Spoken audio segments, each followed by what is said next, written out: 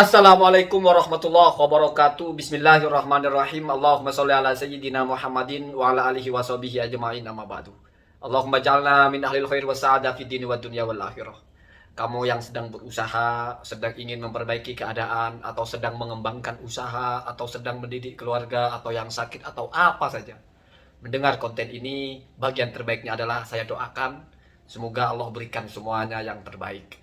Setuju tidak setuju itu urusan nomor berapa, yang penting saya doakan dan doakan saya juga, karena saling mendoakan itu adalah hal yang baik. Kenal tidak kenal itu urusan belakang, dan yang terpenting semoga di akhirat nanti Allah jadikan kita orang-orang yang sangat beruntung. Amin Allahumma amin. Ini sudah beberapa hari saya tidak membahas tentang Wahabi. Kali ini saya akan bawakan satu nama Ustadz Wahabi yang sudah doktor. Walaupun kalau saya ingat Dr. Wahabi ini, saya ingatnya Dr. Khalid Basalamah, ya. Ingat Dr. Dasman, ingat juga Dr. Ali Musri dan sebagainya. Ini ada dokter baru, Arifin Badri.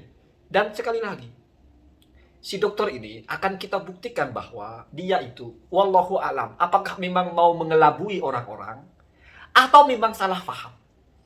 Saya ulangi lagi, saya tidak isbat. Ini masuk kepada yang mana? Masuk kepada tahu bahwa yang dia sampaikan itu manipulasi, tetapi memang ingin nipu, ingin membodohi umat, atau dia memang salah paham.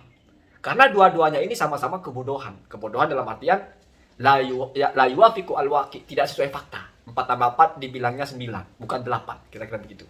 Dan sekali lagi, manhaj saya mengkritik itu adalah hitam putih. Setidaknya kamu nanti tahu di mana letak salahnya. Bukan hal yang masih secara opini, berbeda interpretasi. No, saya tidak suka mengkritik orang kalau di ranah seperti itu. Harus fix. Head to head ini butuh konsentrasi. Butuh konsentrasi. Jadi ada di sebelah itu tulisan statusnya Dr. Muhammad Arifin Badri, kalau tidak salah. Saya ajak kamu memahami poin-poinnya saja. Yang pertama, orang ini menolak untuk membenarkan asar atau riwayat dari Imam Syafi'i bahwa beliau itu bertabarruk di makamnya Abu Hanifah. Sudah paham toh judulnya apa? Jadi riwayat yang menyatakan Imam Syafi'i sendiri berkata, "Inni la atabarraku bi Abi Hanifah wa azuru qabrahu kulla yaumin." Saya bertabaruk kepada kuburnya Abu Hanifah, saya mengunjungi pemakamannya Abu Hanifah. Bahkan wa idza kanat li hajatun, kalau saya ada keperluan, ada hajat, ya, shallaitu raka'ataini, saya salat 2 rakaat, wa sa'altullah, dan saya meminta hajat itu kepada Allah, indahu, di sebelah kuburannya Abu Hanifah. Lalu apa komentar Imam Syafi'i? Fama taba'adu anni, maka hajat itu tidak menjauh dari saya. Artinya semakin mendekat hatta tubdo, sampai akhirnya terkabul. Jadi Imam Syafi'i berdoa, hajatnya terkabul, berdoanya di samping kuburannya Abu Hanifah. Ini ditolak habis-habisan oleh Wahabi, termasuk oleh Pak Badri ini, Pak Dokter ini ingin menarasikan bahwa riwayat ini palsu. Bahkan riwayat ini adalah dusta. Cuma perhatikan cara dia membangun opininya. Dia itu menyampaikan satu narasi yang somplak, terbalik, tetapi halus. Halus sekali ya. Jadi kalau kamu tidak teliti, susah untuk bisa memahami di mana orang ini rancunya, bahkan di mana orang ini membolak-balikan fakta. Pertama, dia bawa-bawa nama Mukrom bin Ahmad ya. Jadi perhatikan rentetan sanadnya ya. Lalu di mana ketemu dengan orang yang bernama Mukrom bin Ahmad ya. Jadi Imam Khatib Al-Baghdadi ini berkata haddasani, berarti bercerita kepada saya, atau haddasana, mungkin yang mendengar bukan hanya satu. Siapa yang bercerita kepada Al-Baghdadi ini? Adalah Al-Qadi Abu Abdillah As-Soimari. Itu jalur pertama. Lalu As-Soimari ini dapat dari siapa? Haddasani ya, atau Amba'ani ya, menceritakan kepada saya. Siapa di situ? Umar bin Ibrahim Al-Mukri ya. Kemudian Umar bin Ibrahim Al-Mukri ini dari siapa? Haddasani Mukrom bin Ahmad ya. Jadi Mukrom bin Ahmad berkata kepada Ibrahim Al-Mukri, Ibrahim Al-Mukri berkata kepada As-Soimari, As-Soimari berkata kepada Al-Khatib Al-Baghdadi. Lalu Mukrom bin Ahmad ini dari siapa? Itu yang harus kamu ingat-ingat. Mukrom bin Ahmad ini ternyata berasal dari Umar bin Ishaq bin Ibrahim. Jadi perkataan Mukrom bin Ahmad ini haddasani Umar bin Ishaq bin Ibrahim. Lalu Umar bin Ishaq bin Ibrahim dari siapa? Haddasani Ali bin Maimun. Mendengar langsung dari Ali bin Maimun. Lalu Ali bin Maimun dari siapa? Sami'tu Syafi'iyah. Ali bin Maimun itu berkata, saya mendengar langsung dari Imam Syafi'i. Apa ucapan Imam Syafi'i? Inni la atabarraku bi Abi Hanifata wa azuruhu kulla yaumin, atau wa aji'uhu kulla yaumin ay zairon. Dan seterusnya ya, sampai kepada tadi yang sudah saya baca. Jadi jalurnya jelas. Di sini memang menyebut nama Mukrom bin Ahmad. Lalu perhatikan. Oleh Ustadz atau Dr. Badri ini, karena menyebut nama Mukrom bin Ahmad, berarti ini ditolak. Alasannya kenapa? Karena di kitab yang sama, Imam Al-Baghdadi itu menjelaskan satu riwayat berkaitan dengan Mukrom bin Ahmad ini. Yaitu Al-Baghdadi mengatakan hadasani, berkata kepada saya, Abu Qasim Al-Azhari. Apa kata Abu Qasim Al-Azhari itu? Ya, saya hafal-hafalkan ya. Su'ila ad-Daruqutni. Imam Daruqutni ditanya. An jam'i siapa tadi itu? Mukrom bin Ahmad, tentang apa-apa yang dikumpulkan oleh Mukrom bin Ahmad ya. Fadilata Abi Hanifah. Yang dikumpulkan itu maksudnya adalah tentang keutamanya Abu Hanifah. Jadi Imam Daruqutni ini pernah ditanya oleh orang tentang kitab atau tentang apa-apa yang dikumpulkan oleh Mukrom bin Ahmad, di mana Mukrom bin Ahmad itu yang dikumpulkan maksudnya adalah keutamaan Abu Hanifah. Ditanya kepada Daruqutni, bagaimana pandangan Daruqutni tentang itu? Lalu kata Daruqutni, maudhu itu palsu, kulluhu kadibun, semuanya adalah kedustaan. Wado'ahu, itu pentingnya. Wado'ahu, di mana yang membuat itu semua Ahmad bin Al-Mughallis Al-Hammani. Lalu fakta ini oleh Dr. Badri itu dianggap sebagai justifikasi dari Daruqutni bahwa riwayat yang diceritakan oleh Imam Al-Baghdadi tentang Imam Syafi'i bertabaruk itu ya juga termasuk palsu. Kenapa? Karena di sini ada Mukrom bin Ahmadnya. Dan ketika Imam Al-Khatib Al-Baghdadi mendengar cerita tentang penilaian Daruqutni bahwa itu adalah bohong, Imam Al-Baghdadi itu tidak berkomentar. Nah, seperti di Facebooknya tadi itu. Kalau tidak berkomentar berarti setuju bahwa kalau riwayatnya Mukrom ini adalah palsu. Padahal yang perlu diingat, ini pentingnya. Mukrom bin Ahmad, kata Al-Khatib Al-Baghdadi adalah sikoh. Itu perlu dicatat. Mukrom bin Ahmad ini sikoh. Artinya riwayat dia diterima. Itu Al-Baghdadi dalam kitabnya menulis begitu. Satu.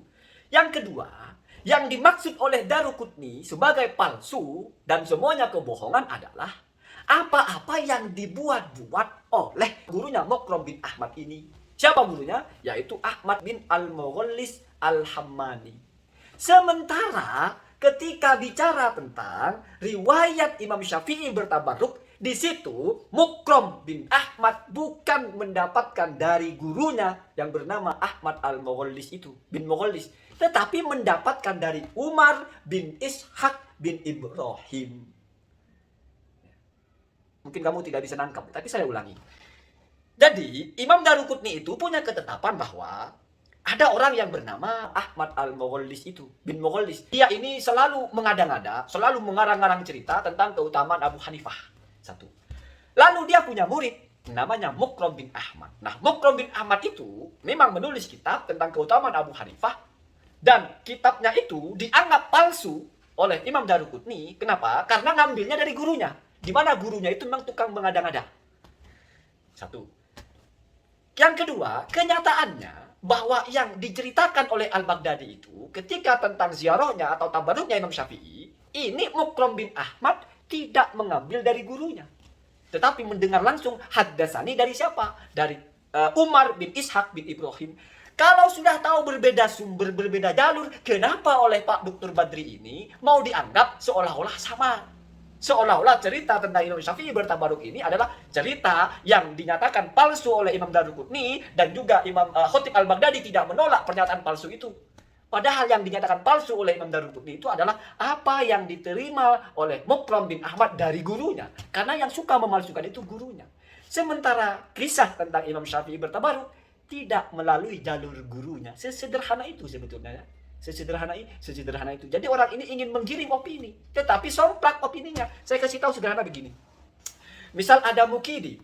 Mukidi terkenal jujur, tetapi dia punya guru yang tukang bohong. Namanya Maman misalnya.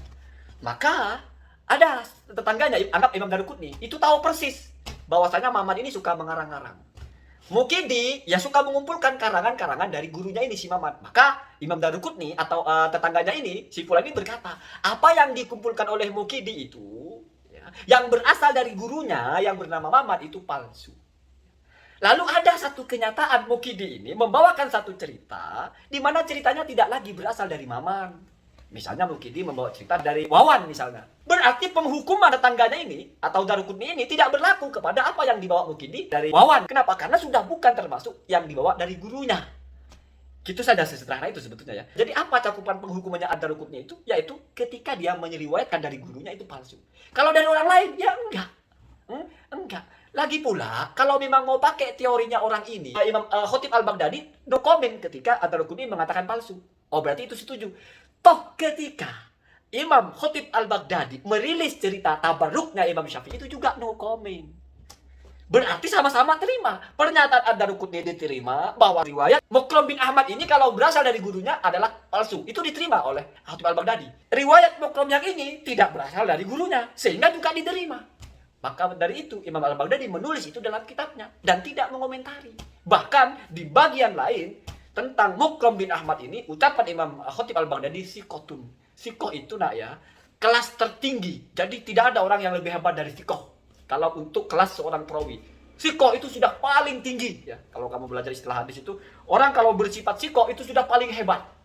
Ya, sudah label tertinggi. Mukram bin Ahmad dapat nilai itu dari Khatib Al-Baghdadi. Sementara tentang Ad-Darqutni yang juga penilaiannya tidak ditolak oleh Khatib Al-Baghdadi sehingga dipahami diterima oleh Khatib Al-Baghdadi, itu bicara tentang Mukram ketika mendapatkan riwayat dari gurunya, yaitu Muhammad atau Ahmad ya bin Al-Mughallis, gitu ya. Jadi orang ini ingin mengkaburkan ucapan Ad-Darqutni untuk menolak riwayat Imam Syafi'i itu yang bertabaruk ke makamnya Abu Hanifah. Allahumma hdina hadis, sambil kamu putar ulang-ulang, insya Allah akan paham. Assalamualaikum warahmatullahi wabarakatuh.